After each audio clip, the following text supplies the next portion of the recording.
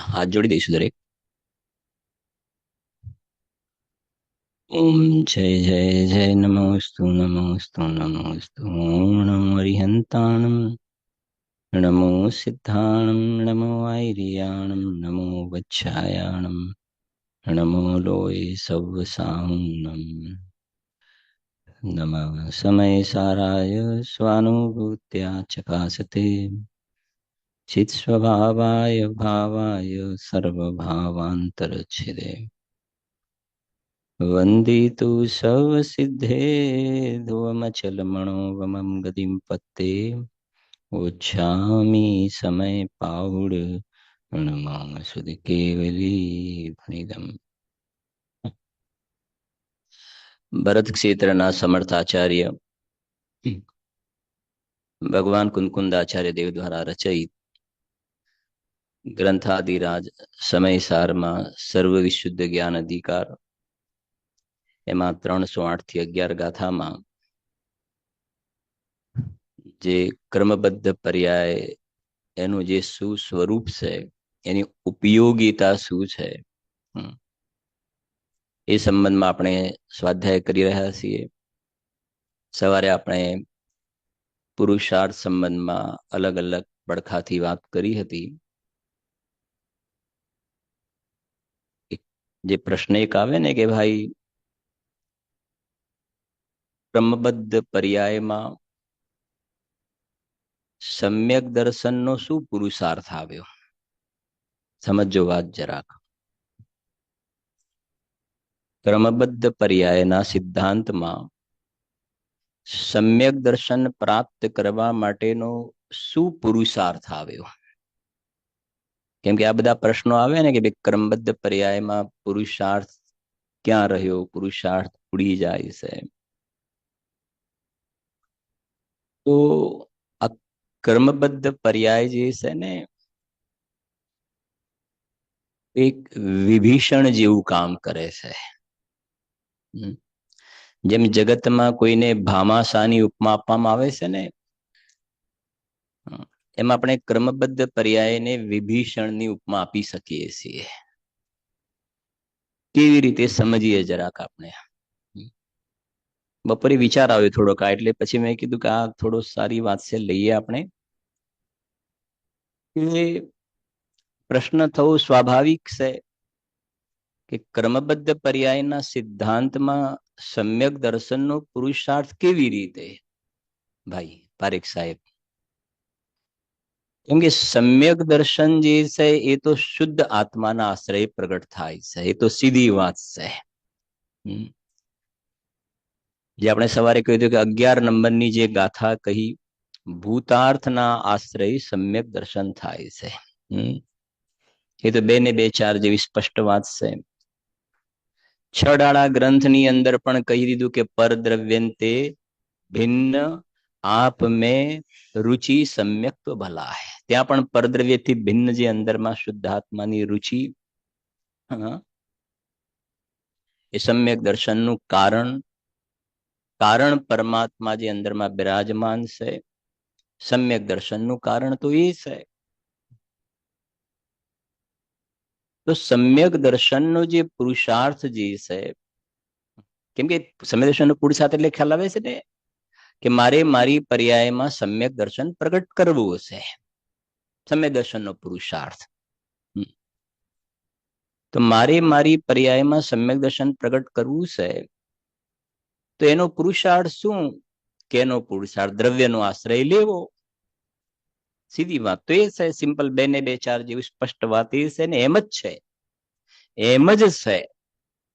એક હોય 3 કાળમાં પરમાત્મનો પંથ, એમ જ છે.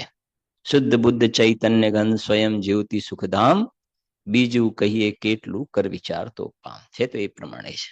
બરાબર છે કે નહીં? પણ વાત ક્યાં અટકી જાય છે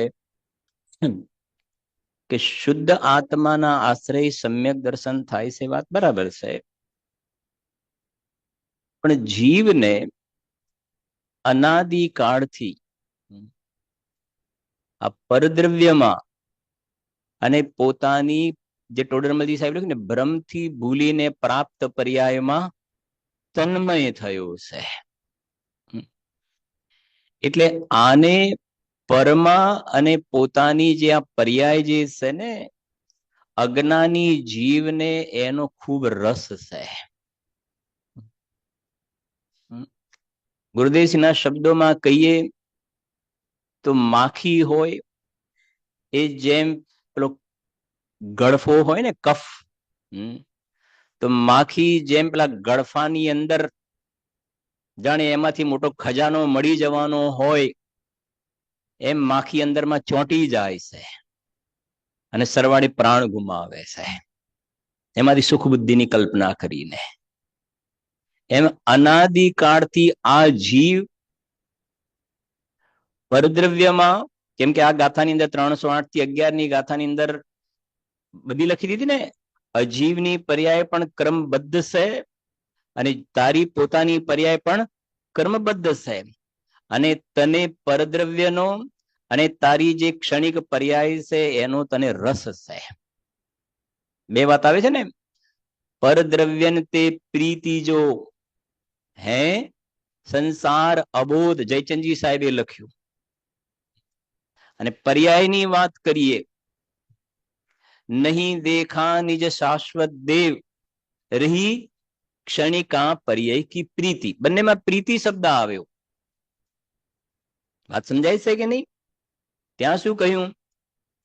પહેલામાં એમ કહ્યું, પરદ્રવ્યન તે પ્રીતિ જો હે સંસાર અબોધ તાકો ફલગતિ ચાર મેં ભ્રમણ કહ્યું શ્રુત શોધ. અને પેલામાં કહ્યું, નહીં દેખા નિજ શાશ્વત દેવ રહી ક્ષણિકા પર્યય કી પ્રીતિ. આ બે જગ્યાએ જીવ રોકાયો છે.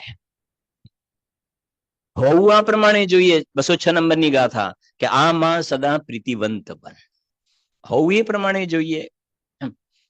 હવે આ જીવ, એને સમ્યક દર્શનની પ્રાપ્તિ કરવી છે, એને દ્રવ્યનું આકર્ષણ પણ છે, સર્વથા નથી એવું નહીં, સમજો. પણ જેટલી અંદરમાં એની જે ડેન્સિટી હોવી જોઈએ, જેટલા માત્રામાં અંદરમાં એટ્રેક્શન હોવું જોઈએ ને, એ અંદરમાં ઢીલો પડી જાય છે. અને ઢીલો પડવાનું કારણ એ છે કે એને આ પરદ્રવ્યમાં અને પર્યાયની અંદર એનો રસ ચડેલો છે. થોડુંક વધારે સરળ કરીને કહું, વાત તો આગળની છે ઊંચી, પણ ખ્યાલ આવે. નકુલ અને સહદેવને, એ તો ભાવલિંગી મુનિરાજ હતા, સમ્ય દ્રષ્ટિ ધર્માત્મા હતા. આપણે દ્રષ્ટાંત તરીકે નકુલ અને સહદેવને કેવળ જ્ઞાનની પ્રાપ્તિ ના થઈ, નિર્વાણ સુખથી વંચિત રહી ગયા. યુધિષ્ઠિર, ભીમ અને અર્જુન નિર્વાણ સુખને પ્રાપ્ત થયા, અને નકુલ અને સહદેવ નિર્વાણ સુખથી વંચિત રહ્યા, સ્વર્ગ સુખમાં રોકાઈ ગયા. રાજેશભાઈ, કેમ? શું ભૂલ પડી ગઈ? ભલે ચારિત્રનો દોષ, ભલે ચારિત્રનો દોષ, ચારિત્રનો દોષ. હા, ને ચારિત્રના દોષનો પણ વિકલ્પ આવ્યો હમણાં, એ થોડી એ પણ સાથે વાત મૂકી દો, રહી ના જાય. એટલે આપણા રૂમની અંદર બધી લાઈટો હોય છે ને, પછી આપણે પેલું ભરાવીએ છે ને, શું કહેવાય એને, ચાવી વાળું જે અંદરમાં ભરાવીશ, હા, એ ભરાવીએ છે ને, એટલે એ અંદરમાં ભરાવેલું છે. અને રૂમમાં બધી લાઈટો આપણે ચાલુ કરેલી છે, બરાબર છે કે નહીં? અને પછી સમજો, બધી લાઈટો આપણે રૂમની બંધ કરી દીધી અને પેલું ભરાયેલું છે. એક નાની લાઈટ દેખાય કે ના દેખાય? એ જે પેલું ભરાયું હશે ત્યાં એક નાની લાલ દેખાય કે ના દેખાય? શું સમજ્યા? શું તમે આ દ્રષ્ટાંતમાં શું સમજ્યા? કે પેલી બધી લાઈટો બંધ કરી દીધી ને, પણ પેલો હજુ જીનું ટમટમ ટમટમ જે થાય છે ને, થોડું દેખાય છે ને, એ કયો દોષ છે? સમજાય છે કે નહીં? પેલી મોટી લાઈટો બંધ થઈ ગઈ, પણ આટલું આટલું છે. અને પછી રૂમની જયારે બહાર નીકળીએ ત્યારે શું કરીએ છીએ? એ કાઢીએ છીએ ને, પછી પેલું લાલ લાલ જે થોડું એ દેખાતું હતું ના. વાત સમજાય છે કે નહીં? મારે તો ખાલી એટલું બધું ચારિત્રનો દોષ આટલો હોય છે, થોડુંક જ્ઞાન કરો. બહુ મોટો ઇસ્યુ નથી ચારિત્રના દોષનો, વસંતભાઈ, સમજાય છે કે નહીં? એ એટલો જ છે, નાનકડો છે. હા, પેલી બધી મોટી લાઈટો જગાડા મારતી હતી ને, એ શ્રદ્ધાની જે દોષ જે કહેવાય અનંતાનુબંધીનો દોષ, એ બધું તો એ છે. દ્રષ્ટાંત લાંબુ છે, એટલું એને વધારે નથી લંબાવતા.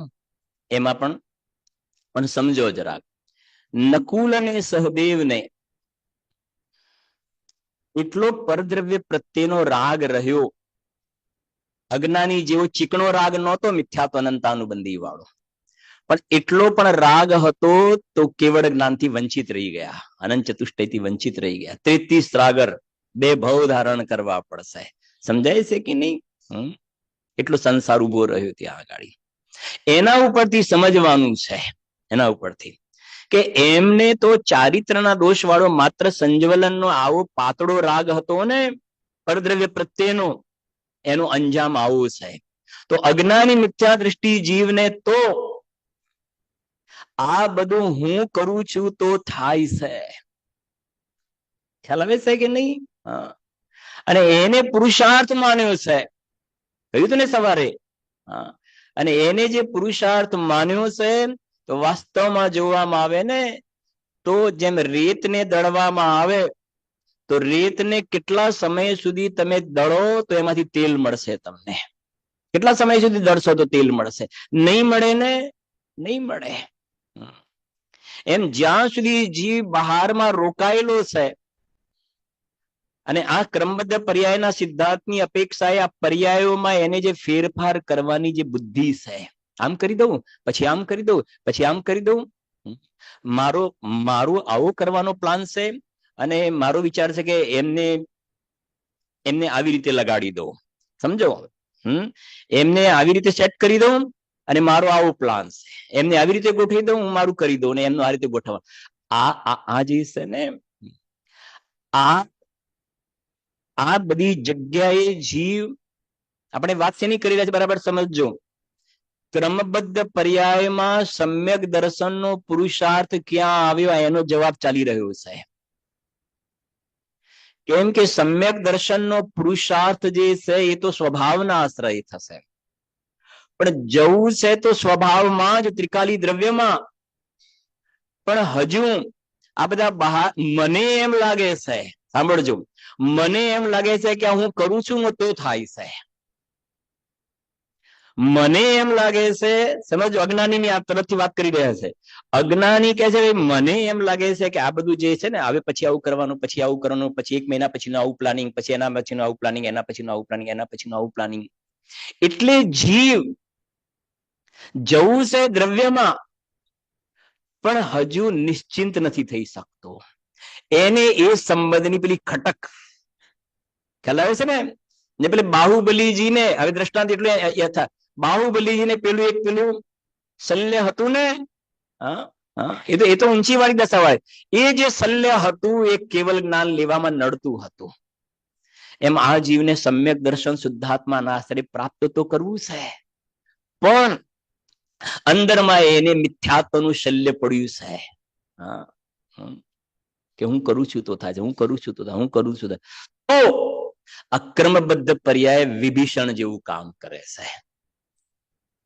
સમજાય છે કે નહીં? વિભીષણે શું કામ કર્યું?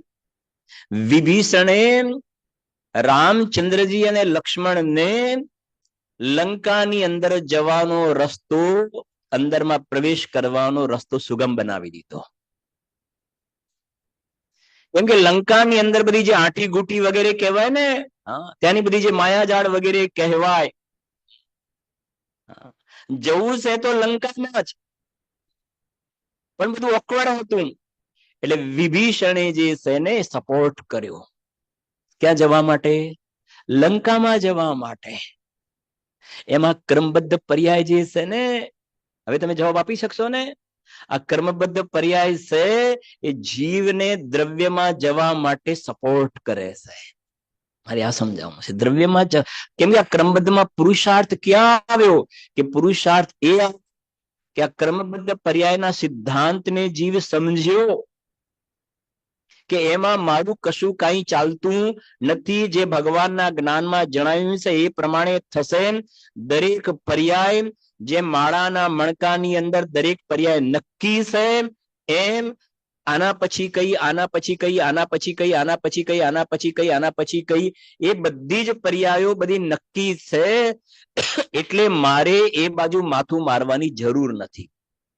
હું એમાં ખોટી જગ્યાએ રોકાયો હતો, ખોટી જગ્યાએ રોકાયો, એટલે મારો પુરુષાર્થ ખોટી દિશામાં ચાલી રહ્યો હતો. મારે અંદરમાં જવું તો છે, પણ મને આ પણ અંદરમાં એક ધારા ચાલતી હતી. તો કહે છે કે હવે આ ક્રમબદ્ધ પર્યાયના સિદ્ધાંતે આ જીવને એ તરફથી નિશ્ચિંત કરી દીધો કે તારે એ બાજુ જોવાનું નથી. એ તો કહે છે કે બિલકુલ સુનિશ્ચિત ક્રમમાં એ થશે. એટલે જીવ એ તરફથી રિલેક્સ થયો અને એની પર્યાય જે પરદ્રવ્યમાં અને આ પોતાની ક્ષણિક પર્યાયની અંદર એ પર્યાય જે રોકાયેલી હતી ત્યાંથી ફ્રી થઈ ગયો.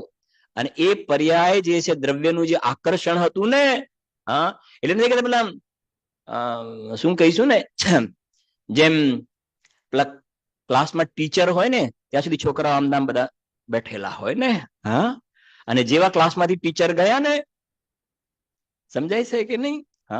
એમ કે છે કે આ સિદ્ધાંતને જીવ સમજ્યો ને તો પર્યાયની અંદરમાં દ્રવ્ય જવા, પેલું જે ટીચરનું રિસ્ટ્રિક્શન હતું ને એ હટી ગયું. એમાં ક્રમબદ્ધ પર્યાય કે નહીં પછી એ તરફ કે હું કરું એ તરફનો જે પરિણામ હતો ને એનું સોલ્યુશન આવી ગયું. એટલે અંદરમાં જવાનો રસ્તો આ ક્રમબદ્ધ પર્યાય ખોલી આપ્યો. અને જ્યાં પર્યાય અંદરમાં ગઈ ને, સાંભળજો હવે, જ્યાં પર્યાય અંદરમાં ગઈ, સવારે વાત કરી હતી, એ ગઈ તો સ્વભાવનો સ્વીકાર થયો. પર્યાય અંદરની બાજુ જે વળીને એ પુરુષાર્થ આવ્યો, સાચો પુરુષાર્થ આવ્યો.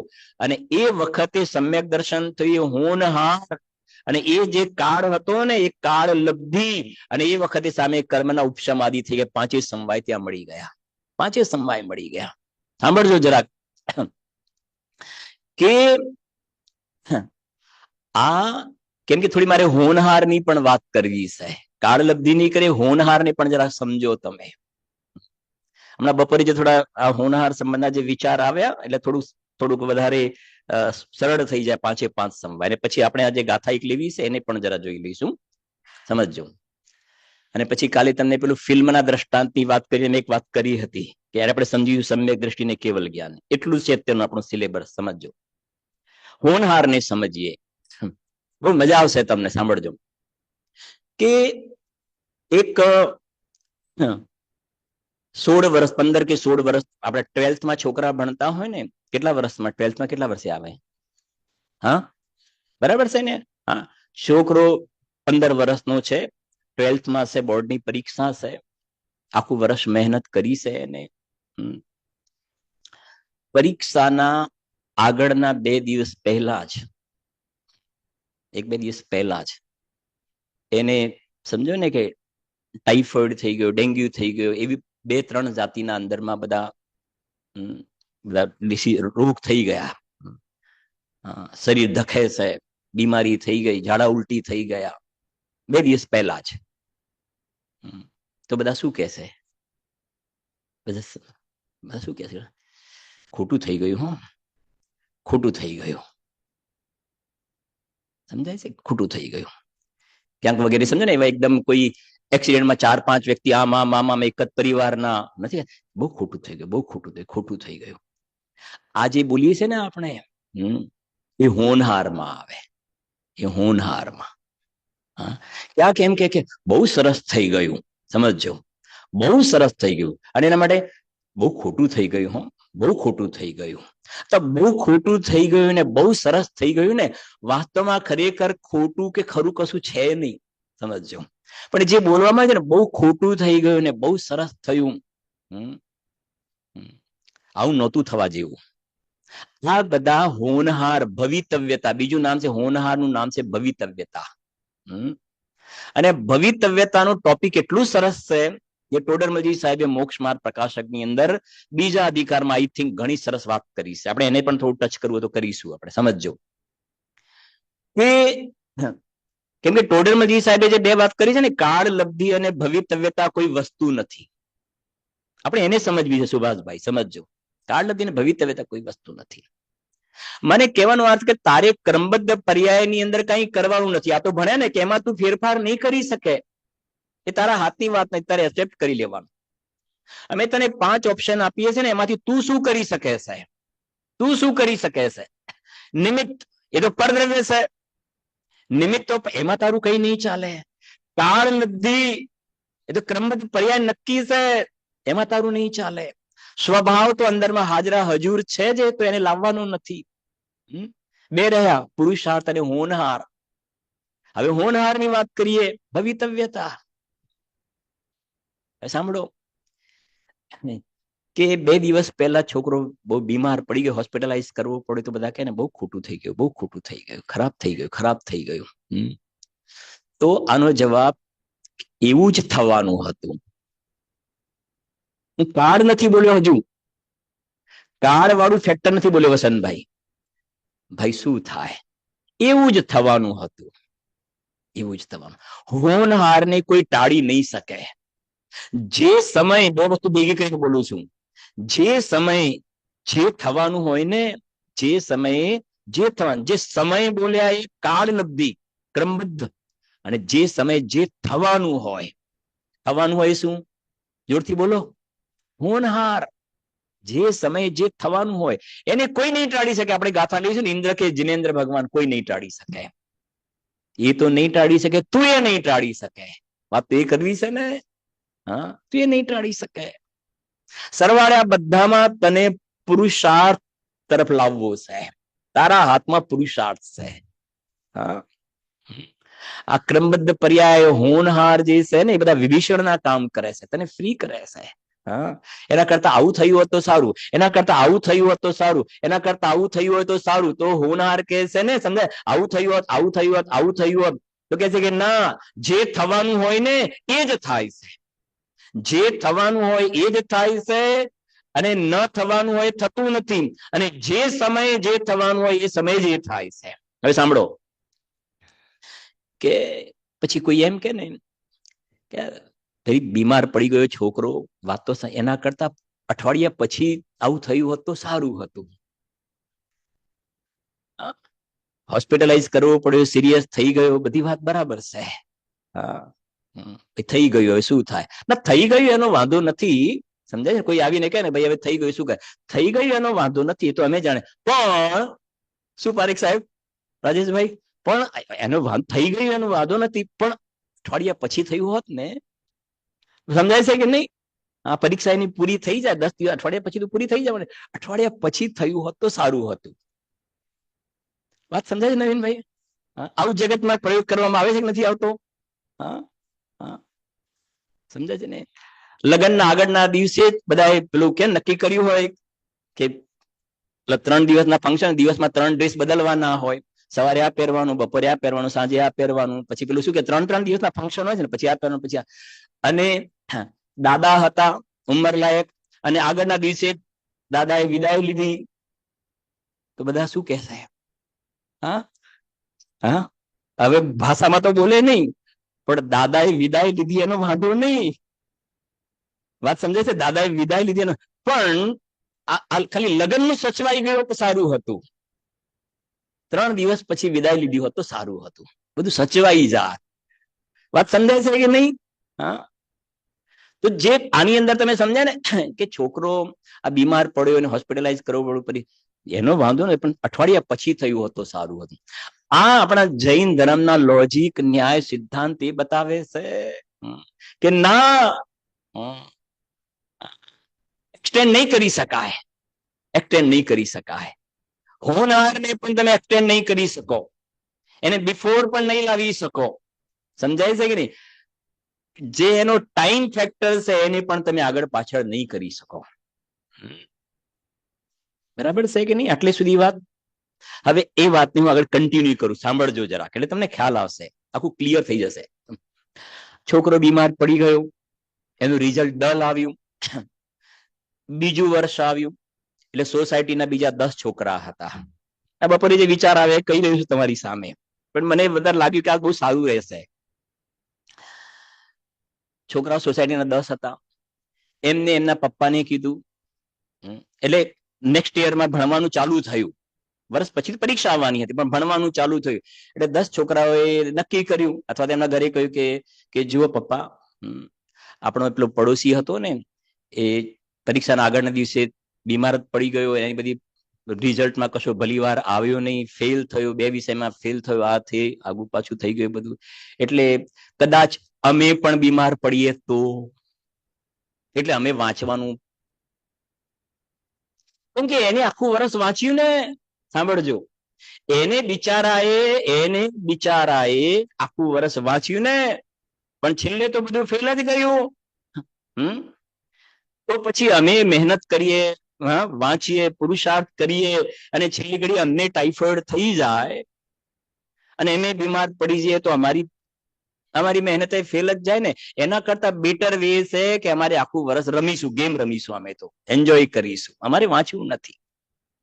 જગતમાં કોઈ આવી ભૂલ કરે છે? હા, કોઈ ભૂલ કરે જગતની અંદર આવી? હવે મારે બતાવું છે, ત્યાં એની કાળ લબ્ધિ અને હોનહારને કોઈ આગળ કર્યું ના, કે ભાઈ અમારી પણ કાળ લબ્ધિમાં એ વખતે બીમાર પડવાનું લખ્યું, અમારી હોનહાર પણ એવી જ હોય તો એ વખતે અમે બીમારે પડી જઈએ. એના કરતા પહેલેથી ખાલી ખોટી મહેનત કરવી, એના કરતા રમીએ નહીં. કે ના, જગતમાં કોઈ એવું ઊંધું ગ્રહણ નથી કરતું. સમજાય છે કે નહીં? ચલાવે છે કે નહીં? ત્યાં બધા જ પ્રાયોરિટી મહેનતને આપે છે, પુરુષાર્થને આપે છે, અને પુરુષાર્થને મહેનત આપે છે, અને છેલ્લે એની હોનહાર કે એના કાળ લબ્ધિના એના ક્રમબદ્ધમાં નહીં થવાનું હોય ને, એ નહીં યોગ હોય, બીજા નંબરની વાત છે ભાઈ સુભાષભાઈ, એ સેકન્ડ નંબરની વાત છે. ગુરુદેવસિંહના શબ્દોમાં ઉપાડ નથી આવવો જોઈએ, ઉપાડ અહીંયાથી આવવો જોઈએ. તમે કાળ લબ્ધિને આગળ કરો છો, હોનને આગળ કરો છો, નિમિત્તને આગળ કરો છો ને, આપણી ગુજરાતી ભાષામાં કહીએ ને, જે રોતો રોતો જાય ને મુવાના સમાચાર લઈને આવે. કહીએ છે ને, કઈ પણ કામ સોંપ્યું પણ અમે જઈએ, કઈ પણ કામ સોંપ્યું કોઈને ઓફિસમાં જવાનું, પણ કદાચ કે સાહેબ ના પાડશે તો, પછી બોલાવશે તો, સાહેબ આમ કરશે તો, આમ કરશે તો, કે તું બેસી જા, તારું કામ નથી. કેમ કે પહેલેથી તારો નકારો છે, નકારો છે. પણ બીજો એક એવો છે કે નહીં, હું જઈશ, હું કામ કરીને આવીશ. સમજાય છે કે નહીં? એમ અહીંયા કહેવું છે કે દ્રષ્ટાંત એટલા માટે લીધું કે દ્રષ્ટાંતની અંદર આપણને ખ્યાલ આવે કે જગતમાં કોઈ કાળ લબ્ધિ, ક્રમબદ્ધ અને હોનાર ભવિતવ્યતાને કોઈ આગળ નથી. હોય છે ખરું, એ સમવાય હોય છે ખરા, સમજાય, હોય છે ખરા, પણ એ સમવાયને કોઈ આગળ નથી કરતું. સમજાય છે કે નહીં? પાંચે સમવાય સાથે હોય છે, બીજાની અપેક્ષા છે, પણ ફોકસ કોને કરવામાં આવે છે? એવી રીતે અહીંયા સિદ્ધાંતની અંદર, મોક્ષ માર્ગની અંદર ક્રમબદ્ધ એટલે અમારી કાળ લબ્ધિમાં જયારે સમ્યક દર્શન થવાનું હશે ત્યારે થશે. અમારી હોનહાર એવી, અમારી જેવી હોનહાર હશે એવું થશે, હોનહાર જેવી હશે એવું થશે. તો સાંભળજો, માં તો નહીં ખુલે અત્યારે, આપણને ફાવશે નહીં, પણ એક આપણે આમને છંદ લખ્યું છે, બહુ સરસ છે, કે જો જો દેખી વીતરાગ ને સો સો હોતી વીરા રે, અનહોની કબ હું નહીં હોશી, કાહે હોત અધીરા રે. હું ખોલાવતો નથી, સાંભળજો જરાક. એની અંદર શું વાત મૂકી છે કે જો જો દેખી વીતરાગ ને સો સો હોતી વીર, જે થાય છે ને હોનહાર, સો સો હોતી, શું થયું એ હોનહાર. હવે સાંભળજો, જો જો દેખી વીતરાગ ને સો સો હોતી વીરા રે, બિન દેખ્યો હોશી નહીં ક્યો હી, કાહે હોત અધીરા રે. શું કામ અધીરાઈ કરે? ભગવાનના જ્ઞાનમાં જણાવીશ એ પ્રમાણે થશે. આ હોનહારની મુખ્યતાથી વાત છે. સાંભળજો, સમય એક बढ़े નહીં ઘટસી, જો સુખ દુઃખ કી પીરા રે. આગળ પાછળ નહીં જાય. તું ક્યો સોચ કરે મન મૂર્ખ, હોય વજ્ર જ્યો હીરા રે. લગેન તીર કમાન બાન કહું, માર સકે નહીં મીરા રે. હવે આ તું સંહારી પૌરુષ બલ અપનો, સુખ અનંત તો તીરારે. અહીંયા આ ભજનની અંદર લખ્યું તું સંહારી પૌરુષ બલ અપનો. તું સંહારી તું કે છે ભગવાનના જ્ઞાનમાં જણાવ્યું છે ને જે પ્રમાણે થવાનું હશે એ થશે કે વાત તો બરાબર છે, પણ તારે હોનહારને આગળ નથી કરવાનું. તારે આગળ કરવાનો છે તો પુરુષાર્થને આગળ કરવાનો છે. અને પુરુષાર્થ દ્રવ્યના આશ્રય થાય છે. અને આ હોનહાર અને ક્રમબદ્ધ પર્યાય એ કહે છે કે આ બહારના જે બધા કાર્યો કરવાનું જે ટેન્શન લઈને ફરે છે એ તને ત્યાંથી નિશ્ચિંત કરી દેશે અને અંદરમાં જવાનો રસ્તો મોકળો કરી આપે છે. કેમ કે જે બહારમાં રોકાયેલો છે ને પછી આ કરવું પડશે, પછી આ કરવું પડશે, પછી આ કરવું પડશે, તો પછી કહી દીધું કે બધું ક્રમબદ્ધ નક્કી છે, તમે ફ્રી થઈ જાઓ. તો ત્યાં ઉપયોગ અંદરમાં ગયો અને અંદરમાં ગયો તો સમ્યક દર્શન થયું, તો પછી નિર્મળ ક્રમબદ્ધ પર્યાનો પ્રવાહ શરૂ થઈ ગયો. બરાબર છે ને? હવે જરાક આપણે આ જરા જોઈ લઈએ છે. જો સ્વામી કાર્તિકેયનું પરીક્ષાના અંતર્ગત, સ્વામી કાર્તિકેયનું પરીક્ષામાં બહુ સરસ છે આ. જરા જોજો.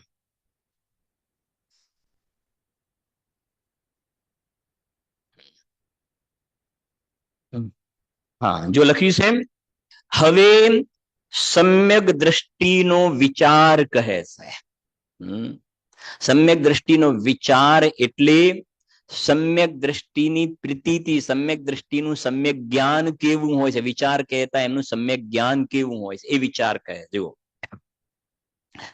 પ્રાકૃતમાં વાંચીએ છીએ, પછી એનું વાંચીએ છીએ નીચે. જમ જસ જન્મી તેસે જે કાલમ્મી ણાતમ ઝીણેણનિયતમ જન્મમ વા અહવ મરણમ વા તમ તસ્સ તમ્મી દેશે તેણ વિહાનેન તમ્મિકાલમ્મી કો સક્કદિવારેન્દુ ઇન્દો વા તહ જીણિન્દો વા. અર્થ સાંભળજો. એની અંદર મેં એક વપરાયું કે 4 વસ્તુ છે. જુઓ, પેલું જે જીવને જે દેશમાં, કાલે આપણે સાંજે પેલું પુરાણ વાંચ્યું હતું ને, આ બધું આની અંદર આવી ગયું. આ કાલે સાંજે પુરાણ વાંચ્યું હતું સાંજના સ્વાધ્યાયમાં, સીતાજી વગેરેની વાત કરી હતી ને.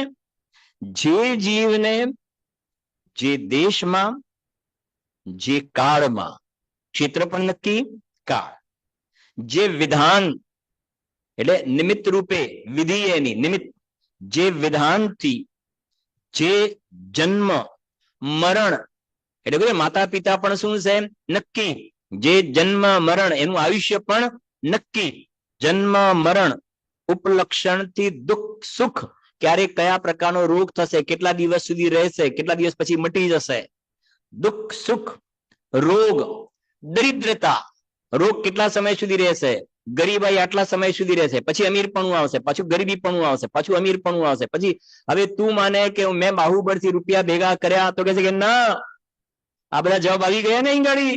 હા, જો રોગ, દરિદ્રતા, આવું જે થવું, પછી શું લખ્યું છે બોલો છો, શું લખ્યું છે? સર્વજ્ઞ દેવે જાણ્યું છે, કર્યું નથી. આવું સર્વજ્ઞ દેવે એમના જ્ઞાનમાં જાણ્યું છે. જે જીવને ઉપર સર્વ કે જે જીવને એટલે મારું પણ સર્વજ્ઞ દેવે જાણ્યું છે કે મારું ક્યારે કયા સમયે ક્યારે ક્યાં શું થશે એ પણ ભગવાનના જ્ઞાનમાં જણાવ્યું છે. ઓકે, તે એ જ પ્રમાણે નિયમથી થવાનું છે, નિયમથી થવાનું છે. હા, હવે સાંભળો આગળ. અને તે જે પ્રમાણે થવા યોગ્ય છે તે પ્રાણીને તે જ દેશમાં, તે જ કાળમાં, તે જ વિધાનથી નિયમથી થાય છે. તેને ઇન્દ્ર કે જિનેન્દ્ર તીર્થંકર દે કોઈ પણ અટકાવી શકતા નથી. બહુ સરસ વાત કરી છે આ. દ્રવ્ય, ક્ષેત્ર, કાળ, ભાવ દરેકનું નક્કી છે અને નક્કી સમજાવવા માટે સર્વજ્ઞ દેવને સમજાવ્યા. નક્કી તો દરેકનો એના પોતાના કારણે છે, ખાસ સમજવાનું. પણ એ સીધું ખબર પડતી નથી. એટલે સર્વજ્ઞ ભગવાનનો આધાર લઈને સમજાવ્યું કે ભગવાનના જ્ઞાનમાં જેવું જણાય છે ને એવું જ થશે, અને જેવું થવાનું છે એવું ભગવાનના જ્ઞાનમાં જણાયું છે. પણ ભગવાનના જ્ઞાનમાં જણાયું એટલે આને પરિણમવું પડે છે એમ નથી, અને અહીંયા આવું પરિણમન થાય છે માટે ભગવાનના જ્ઞાનમાં જણાવવું પડે છે એમ નથી. બંનેનું સ્વતંત્ર પરિણમન છે. બરાબર. જો તે જ કાળમાં તે જ વિધાનથી નિયમથી થાય છે, તેને ઇન્દ્ર કે જિનેન્દ્ર ભગવાન કોઈ પણ અટકાવી શકતા નથી. આ બે કેમ લીધા? ઇન્દ્ર અને જિનેન્દ્ર કેમ લીધા? ઇન્દ્ર અને જિનેન્દ્ર કેમ લીધા? તો સમજો કે એક તો વિતરાગી ભગવાન લીધા અને બીજા નંબરમાં ઇન્દ્ર લીધા. એટલે પહેલી વાત તો એ કરી કે જે વિતરાગી ભગવાન હોય ને એ પણ એમાં ફેરફાર નથી કરી શકતા. કેવી રીતે સમજીએ જરા. વિતરાગી ભગવાનની વાત કરીએ. આપણે ભગવાન મહાવીર સ્વામીની વાત કરીએ. દિવ્ય ધ્વનિ કેટલા દિવસ સુધી ના ખરી? હા, 66 દિવસ સુધી દિવ્ય ધ્વનિ ના ખરી ને. હવે રુજુ વાલિકા નદીના કિનારે એમને કેવલ જ્ઞાન થઈ ગયું, પછી સમવસરણ લાગી ગયું. બરાબર. સાખી સભા ભરાયેલી રહેતી હતી. 1 દિવસ 2 દિવસ 3 દિવસ 66 દિવસ સભા ભરાયેલી. ભગવાનના જ્ઞાનમાં જણાતું હતું કે નતું જણાતું? 66 દિવસ પછી દિવ્ય ધ્વનિ ખરશે. સર્વજ્ઞ દેવના જ્ઞાનમાં જણાતું હતું. તો એટલીસ્ટ એમને ખાલી એટલું કહી દીધું હોય એક વખતે કે ભાઈ 66 દિવસ પછી બોલાશે. નહીં સમજે? તમને ખબર ને કે તમે રોજ અવર જવર કરો છો, આવો છો, સારી વાત છે. હા, પણ એમના જ્ઞાનમાં તો જણાતું હતું. અને અનંત વીર્યના ધારક છે, શરીરનું છે, આત્માનું તો ખરું બસંતભાઈ. આત્માનું તો ખરું, પણ કોઈ કઈક નહીં, આત્મા અને આજે બોલવું એના વચ્ચે તો અત્યંત અભાવ છે ને. આત્મા અને બોલવું એના વચ્ચે અત્યંત અભાવ છે. એમને એટલું ખાલી કહી દીધું હોત કે 66 દિવસ પછી દિવ્ય ધ્વનિ ખરશે, આટલું કહી દીધું ના ચાલે જીતુભાઈ. અને શરીરની વાત કરીએ તો અનંત વીર્યના ધાર, સરસ શરીરનું બળ પણ અનંત બળ જન્મથી હોય છે ને. તો એમને જેમ કોઈને પેરાલિસિસ થઈ જાય, બોલવાનું બંધ થઈ ગયું એવું તો હતું નહીં. જેમ બનારસી દાજીને છેલ્લે થઈ ગયું બોલવાનું બંધ, એવું તો હતું નહીં. બોલી શકતા હતા ને. અને પછી તો દિવ્ય ધ્વનિ ખરી 66 દિવસ પછી તો. તો ખાલી એક આટલું સ્ટેટમેન્ટ આપી દીધું હોત તો. હા, એ બતાવે છે. સમજાય છે કે નહીં? એટલે ઇન્દ્ર અને બીજા નંબરમાં શું લીધા છે? જિનેન્દ્ર ભગવાન પણ જા કરી જાહી સમય મેં જો હો તવ જા દ્વાર. જે સમય જે કાળે જે બનવાનું છે ને એ સમય જે બને. જણાય વાત અલગ છે, એ જાણવાનો સ્વભાવ છે. બોલવાનો સ્વભાવ આત્માનો નથી. સમજાય છે કે નહીં? જાણવાનું જણાય વાત બરાબર છે. તો એક તો એ નહીં કરી શકે ફેરફાર. પછી કોઈ કે નહીં ભગવાન તો વિતરાગી હોય ને એટલે કદાચ ના એ કરે. ભગવાન તો વિતરાગી હોય એટલે એમની વાત અલગ છે. પણ રાગી પ્રાણી છે ને, આપણે તો રાગી છીએ. આપણને તો ઈચ્છા એ થાય કે ભાઈ મારે આવું બનાવવું છે ને આવું બનાવવું છે ને આવું બનાવવું છે ને આવું ઘર બનાવવું છે તો આવું બનાવવું છે. સમજાય છે ને? પછી આ બાજુ આવું બનાવવું છે, સાઈડ નું કે પ્લાન આવું બનાવવું છે, એલિવેશન આવું બનાવવું છે, ઉપરનો માળ આવું બનાવવું છે. ભગવાન તો વિતરાગી છે, પણ આપણે આખો બંગલો બનાવવો છે તો આપણી ચોઈસ પ્રમાણે, આપણી ડિઝાઇન પ્રમાણે, આપણી ઈચ્છા પ્રમાણે બોલો બનાવી શકાય કે ના બનાવી શકાય? આપણી ઈચ્છા પ્રમાણે મકાન બનાવી શકાય કે ના બનાવી શકાય? ફર્નિચર કયું લગાવવાનું, બેડરૂમમાં કયું, ને પેલા કિચનમાં કેવું કરવું, સ્ટોર રૂમ કેવડો રાખવો, નીચેના ઘોડા કેવા રાખવાના, ઉપરના કેવા રાખવા, એ બધું આપણા હાથમાં વાત ખરી કે નહીં? તો કહે છે કે સાંભળો, રાગી પ્રાણીઓની અંદર રિપ્રેઝેન્ટેટિવના રૂપમાં ઇન્દ્રને મોકલ્યા. શક્તિશાળી રાગી પ્રાણીઓમાં શક્તિશાળી હોય તો ઇન્દ્ર છે. ઇન્દ્રમાં લઈ લો, સમજો સૌધર્મ ઇન્દ્ર.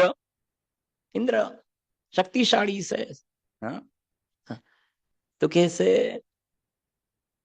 એ પણ લાચાર છે. અહીંયા કહે છે નક્કી છે. તો કહે છે કે એ સમવસરણમાં ઇન્દ્ર પણ હતા કે નહોતા? હવે સમજી ગયા ને? ઇન્દ્ર પણ, ચલો ભગવાનના જ્ઞાનમાં તો ભગવાનની તો થઈ ગઈ વાત ખુલાસો. પણ સૌધર્મ ઇન્દ્ર જે હતા ને, વ્યવસ્થાપકના રૂપમાં, કાર્યકર્તાના રૂપમાં, તો એમને તો એટલીસ્ટ હવે આટલા બધા આવતા હોય રોજ, અને રોજ પાછા જવું પડે, ભગવાનની દિવ્ય ધ્વનિ ના ખરે, તો સૌધર્મ ઇન્દ્રે તો વ્યવસ્થા કરવી જોઈએ કે ના કરવી જોઈએ? ના કરવી જોઈએ સૌધર્મેન્દ્ર વ્યવસ્થા? કેમ ના કરી? તમે જવાબ આપો. કેમ વ્યવસ્થા ના કરી? અરે કેમ ના કરી એમ નહીં, કરી શકતું જ નથી કોઈ, કરી શકતું જ નથી. આ બધી વસ્તુ આપણને કેટલું શીખવાડે છે. સૌધર્મ ઇન્દ્ર જેવા વ્યવસ્થાપક જે છે ને, એવા કાર્ય કરતા પણ સમજાય છે કે નહીં? હા, એની અંદર કાંઈ આગુ પાછું કોઈ કરી શકવા માટે શક્તિમાન નથી. આ બધા સિદ્ધાંતો એ બતાવે છે કે તમે બિલકુલ ફ્રી થઈ જાઓ, એકદમ નિશ્ચિંત થઈ અને તમે તમારા નિજ ઘરમાં ચાલ્યા જાઓ. ફેરફાર કરવાને બિલકુલ અવકાશ કોઈ જગ્યાએ છે નહીં. સાંભળો હવે આગળ શું કહે છે. એમાં ઇન્દ્ર કે જિનેન્દ્ર તીર્થંકર દેવ કોઈ પણ અટકાવી શકતા નથી. બરાબર? અત્યાર સુધી 3 વાત આવી. 3. એક તો દ્રવ્ય ક્ષેત્ર કાળ ભાવ નક્કી છે. બીજા નંબરમાં આવું સર્વજ્ઞ ભગવાને જાણ્યું છે. અને ત્રીજા નંબરમાં એને ઇન્દ્ર કે જિનેન્દ્ર ભગવાન કોઈ ફેરફાર કરી શકતા નથી. રાજેશભાઈ, આ 3 વસ્તુ. હવે આ જે સિચ્યુએશન છે એને જે હૃદયથી એક્સેપ્ટ કરે છે, શ્રદ્ધામાં એક્સેપ્ટ કરે છે, એ સમ્યક દ્રષ્ટિ છે. અને જે આ જે સિચ્યુએશન છે, આ સ્વરૂપ છે, એને એક્સેપ્ટ નથી કરતો, એ મિથ્યા દ્રષ્ટિ છે. એના પછીની ગાથામાં લખ્યું છે, સાંભળો. જો લખ્યું ને, ભાવાર્થ વાંચ્યું છું. સર્વજ્ઞ દેવ સર્વ દ્રવ્ય ક્ષેત્ર કાળ ભાવની અવસ્થાને જાણે છે અને સર્વજ્ઞના જ્ઞાનમાં જે પ્રતિભાસ્યું છે તે જ નિયમથી થાય છે, પણ તેમાં હીન અધિક કાંઈ થતું નથી, એમ સમ્યક દ્રષ્ટિ વિચારે છે. હવે લખ્યું છે, સાંભળજો. હવે એવો તો સમ્યક દ્રષ્ટિ છે, પણ તેમાં સંશય કરે છે તે મિથ્યા દ્રષ્ટિ છે. આવી ગઈ ને વાત? હા, કેમ કે પેલામાં ઉપર હેડિંગમાં આવી ગયું હતું. ઉપર હેડિંગમાં લખ્યું કે હવે સમ્યક દ્રષ્ટિનો વિચાર, કે ભગવાનના જ્ઞાનમાં જે હું જણાવ્યું છે ને, એની અંદર બધું જ નક્કી જણાવ્યું છે. દ્રવ્ય ક્ષેત્ર કાળ ભાવ, એમાં ઇન્દ્ર કે જિનેન્દ્ર ભગવાન કોઈ ફેરફાર કરવા માટે શક્તિમાન. આવો જેને અંદરમાં પ્રતીતિ થઈ ગયું, ક્લેરિટી છે, એ સમ્યક દ્રષ્ટિ. અને એનાથી નીચેની ગાથા આવી છે, જો વાંચું છું અર્થ. એ પ્રમાણે નિશ્ચયથી સર્વ જીવ, ઉદ્ગલ, ધર્મ, અધર્મ, આકાશ અને કાળ, એ 6 દ્રવ્યોને તથા તે દ્રવ્યોની સર્વ પર્યાયોને સર્વજ્ઞના આગમ અનુસાર જે જાણે છે, શ્રદ્ધાન કરે છે, તે શુદ્ધ સમ્યક દ્રષ્ટિ છે. તથા જે એ પ્રમાણે શ્રદ્ધા નથી કરતો પણ તેમાં શંકા સંદેહ કરે છે, તે સર્વજ્ઞના આગમથી પ્રતિકૂળ છે, પ્રગટપણે મિથ્યા દ્રષ્ટિ છે. સાંભળો જરાક, હવે પછી 5-7 મિનિટમાં પૂરું કરીએ છીએ આપણે. સાંભળજો. ત્રણ વસ્તુ છે આપણી પાસે. જીતુભાઈ સાંભળો, નવીનભાઈ. એક મિથ્યા દ્રષ્ટિ, એક સમ્યક દ્રષ્ટિ, અને એક આજે બતાવી ને, એક મિથ્યા દ્રષ્ટિ, એક સમ્યક દ્રષ્ટિ ને એક સર્વજ્ઞ દેવ. 3 આવ્યા. મિથ્યા દ્રષ્ટિ, સમ્યક દ્રષ્ટિ અને સર્વજ્ઞ દેવ. 3. ઓકે, હવે જુઓ. હવે આ જે દ્રવ્ય ક્ષેત્ર કાળ ભાવ, જે જીવનું જે ક્ષેત્રમાં જે કાળે જે નિમિત્તની ઉપસ્થિતિમાં જેવું થવાનું છે, જેવા પુરુષાર્થ પૂર્વક થવાનું છે, તે દ્રવ્યનું એ જ પ્રમાણે થાય છે. આવી શ્રદ્ધા જેને હોય એને સમ્યક દ્રષ્ટિ છે, અને નથી એ મિથ્યા દ્રષ્ટિ છે. બરાબર છે કે નહીં? અને ભગવાનના જ્ઞાનમાં આ પ્રમાણે જણાયું છે. તો હવે વાત એ છે કે ભગવાનના જ્ઞાનમાં જેવું જણાવ્યું ને, એવી જ પ્રતીતિ સમ્યક દ્રષ્ટિને હોય કે ના હોય? હોય કે ના હોય? એ તો આપણે ભણ્યા. સમ્યક દ્રષ્ટિને એવું જ શ્રદ્ધાનો હોય છે કે જેવું ભગવાનના જ્ઞાનમાં જણાવ્યું, અને મિથ્યા દ્રષ્ટિ જીવને એવું શ્રદ્ધા નથી હોતું. હવે એ વસ્તુને જે મેં વાત કરી ને, ફિલ્મના દ્રષ્ટાંતથી સમજીએ છીએ આપણે. કેવી રીતે? સિદ્ધાંતમાં લઈ લઈશું કે એક મૂવી છે, 3 કલાકનું મૂવી છે. એની અંદર 3 કલાકની અંદર 300 દ્રશ્ય આવવાના છે. 300 દ્રશ્ય. બરાબર છે કે નહીં? હવે સમજો કે ભાઈ એક વ્યક્તિ એવો છે કે જેને એ મૂવી એ અંદરમાં જોયું નથી. બરાબર? પણ દરેકને પૂછવામાં આવે. અહીંયા પૂછીએ આપણે, 3 કલાકની અંદર 300 દ્રશ્ય આવશે. સાંભળજો જરાક. એ ક્રમથી આવશે કે આડાવથી આવશે? બોલો. તમે જોયું નથી મૂવી, પણ 3 કલાકની અંદર 300 જે પિક્ચર જે દ્રશ્ય આવશે એ ક્રમથી આવશે કે આડાવડી આવશે? ક્રમથી આવશે ને. હા, અને એની અંદર એક ક્રમથી આવશે. એની અંદર ફોટામાં કોણ ક્યાં ઊભું હશે એ બધું પણ શું હશે? નક્કી હશે. એ પણ ખ્યાલ છે. જગ્યા પણ નક્કી હશે. કયા પછી કયું આવશે, આગળ પાછળ નહીં આવે, એ શ્રદ્ધા છે કે નહીં? છે. ખાલી શું અંદર જઈને જોયું નથી, શ્રદ્ધા છે. અને એક આવડું નાનું બાળક છે કે એને આ શું હોય છે ખબર જ નથી. 3 વસ્તુ આપણે સમરી કરીએ છીએ. નાનું બાળક છે, એને આ 3 કલાકનું મૂવી હોય ને આમાં એને જિંદગી ખબર જ નથી. એક આ જીવ સમજાય છે કે નહીં એને ખબર છે. અને એક અંદરમાં નોકરી કરે છે, ત્યાં અંદરમાં જ આખો દિવસ એને એ જો કરવાનું છે. સાંભળજો જરા. એને એ 3 કલાકનું મૂવી છે, એની અંદર એ અડધો કલાક પછી કયું દ્રશ્ય આવશે, ઇન્ટરવેલ પહેલા છેલ્લું કયું દ્રશ્ય હશે, ઇન્ટરવેલ પછી પેલું કયું દ્રશ્ય હશે, એ દ્રષ્ટાંત એક બે સમજવું. તો એને સમજો કે એક છેલ્લો ભાઈ અડધો કલાક બાકી છે, એ વખતે કોર્ટનો સીન આવે છે. એની અંદર એક વ્યક્તિ આ બાજુ ઉભો છે, એક વ્યક્તિ આ બાજુ ઉભો છે, વચ્ચે જજ છે. સાંભળજો જરાક. તો જે અંદર નોકરી કરે છે ને, હા, અને પછી બહાર આવે, અંદર જાય, જે એક્સ્ટ્રા જેડ, પણ એને એ 3 કલાકના જે બધા દ્રશ્યો જે છે ને પ્રત્યક્ષ દેખાય છે. એને પ્રત્યક્ષ એક પછી એક બરાબર છે એ વાત, પણ એને કોણ ક્યાં એ પણ બરાબર, સાથે એને પ્રત્યક્ષ, એને સામવ્યવહારિક પ્રત્યક્ષ દ્રષ્ટાંતમાં સામ્ય એને બરાબર કે વચ્ચે આ જજ છે, આ બાજુ આ વ્યક્તિ ઉભો છે, આ બાજુ આ અભિનેતા છે, આ બાજુ આ અભિનેત્રી છે. સમજાય છે કે નહીં? સમજવું.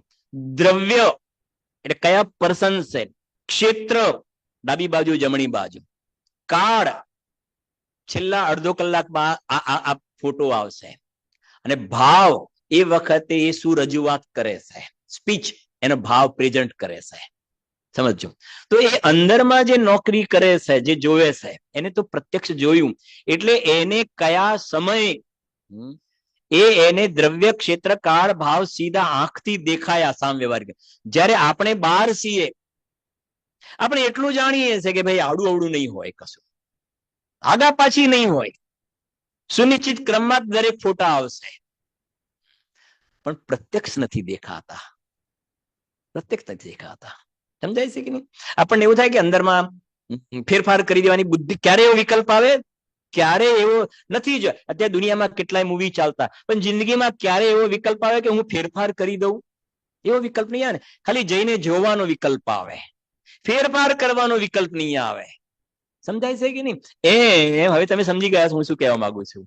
હા, સમ્યક દ્રષ્ટિ ધર્માત્મા છે ને, સમ્યક દ્રષ્ટિ ધર્માત્મા દુનિયાના આ બધા આખા જગતના બધા જ પદાર્થો છે આ વિશ્વમાં, અનંતાનંદ દ્રવ્યો જે છે, એની 3 કાળની જે પર્યાયો છે, 3 કાળની પર્યાયો, એનું દ્રવ્ય ક્ષેત્ર કાળ ભાવ, એની અંદર કઈ આગુ પાછું રંચ માત્ર થઈ શકે નહીં.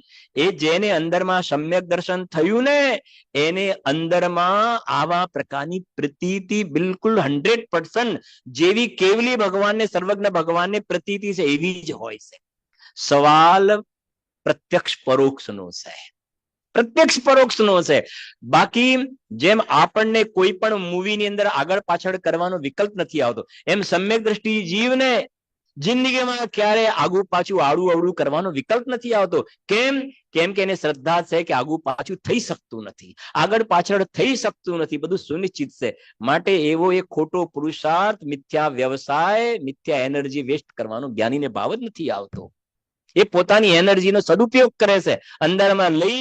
અત્યારે તો હાલ મને પરોક્ષ રૂપે જણાય છે, પણ એ જ્ઞાનીની ભાવના છે કે કાલે મારે આખું વિશ્વ પ્રત્યક્ષ દેખાય એવી ભાવના, એટલા માટે ઉપયોગને સમેટીને અંદરમાં લઈ જાય છે. તો સમ્યક દ્રષ્ટિ જીવને આખા વિશ્વના બધા જ પદાર્થોની પ્રતીતિ છે, અને કેવલી ભગવાન સર્વજ્ઞ દેવને શું બોલો પ્રત્યક્ષ, જે અહીંયા લખ્યું છે ને, સર્વજ્ઞ દેવનો પ્રત્યક્ષ બધું જણાય છે, પ્રત્યક્ષ કે આ દ્રવ્યની કાલે જોયું હતું ને કે સીતાજીનો જીવનો શું થશે, શું પછી લક્ષ્મણનું શું થશે, રાવણનું શું થશે, બરાબર સમજો.